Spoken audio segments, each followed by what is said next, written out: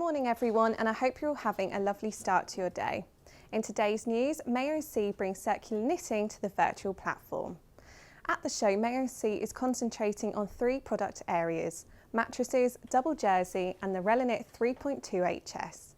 In the mattress sector, the manufacturer is showcasing the OV-JA 2.4 EM machine, which can knit up to 30 kilograms of mattress cover fabric in just 1 hour. And in the double jersey segment, the company is showcasing the D4 2.2 HPI high performance interlock machine. And lastly, the third focal point is a well-known top seller, the Relaknit 3.2 HS. The selling points of this new line include its productivity and reliability. Next up, Ventile expands its sustainable fabric range. The high-performance fabric manufacturer is showcasing a range of its sustainable fabrics at Innovate Textile Apparel. This includes the award-winning Ventile Eco 205, made from 68% organic cotton and 32% hemp fibre, and the popular Ventile Eco Recycled, which is made from 110% recycled cotton. Alongside this, online visitors will also get to view the all-new lyocell and linen blend fabrics at the show for the first time. Lastly, I wanted to highlight the competition that Mimaki is holding on its booth. Mimaki is promoting a wide range of inkjet textile printers, from its high-speed Tiger 1800B MK2 to the new and innovative TX 300P 1800 MK2, which is ideal for sample printing. And with analysts predicting an acceleration in the implementation of digital textile printing solutions thanks to the COVID-19 pandemic, Mimaki is giving away 2 of its entry-level TS30 1300 sublimation transfer printers at Innovate Textile Apparel. From what I understand, these are only available to those in the EMEA region, but if you want to find out more information as to how you could win one of these printers, then head over to Mimaki's booth in the Technology Hall to speak to one of the company's representatives. Now, earlier I caught up with Richard Armitage, who is the Managing Director of Adaptive Control Solutions. Here's what he had to say about the event so far. So, Richard, lovely to speak with you this morning. Do you mind just telling me about Adaptive Control Solutions and what the company specialises in exactly? Yeah, sure. Adaptive was started over 20 years ago with a main focus on textile automation.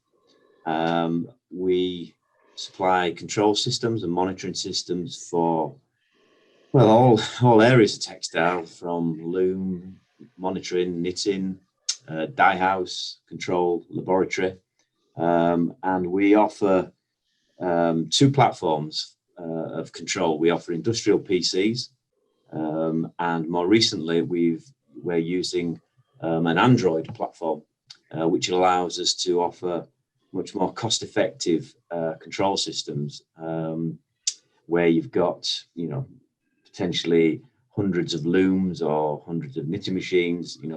Price is obviously a big issue. So we've embraced the Android platform to allow us to be more competitive there. Additionally, we've put a lot of focus on centralization and monitoring. We believe, take control of everything, and you can see what's happening within the factory, and then you've got the data to be able to improve things. So with that, we have a lot of focus on the IoT world, or Industry 4.0. So all our control systems have all got inbuilt compatibility with the 3 major IoT platforms. So that's Google, Amazon, and Microsoft. So when a customer installs one of our systems, the data or the performance of the machine is ready to start streaming data to their chosen platform. Okay, interesting. So is this what you're exhibiting at the show then? Yeah, within the show we're showing our core product, which is control of machinery, and obviously a little taster of the IoT world for people to look at and get in touch. And so is there any reason that you're attending this event then in particular? Well, the main reason, other than we like to try new things, and we believe this is a first, certainly in the textile world, is that COVID, it's no surprise, has stopped us going from many shows and travelling to to many parts of the world to visit customers. So it's kind of, at minimum, it's a bit of a lifeline to keep in touch with our customers and let them know that we're here and we're still developing and still promoting. But also, you know, it's no secrets. COVID's not going to go away quickly.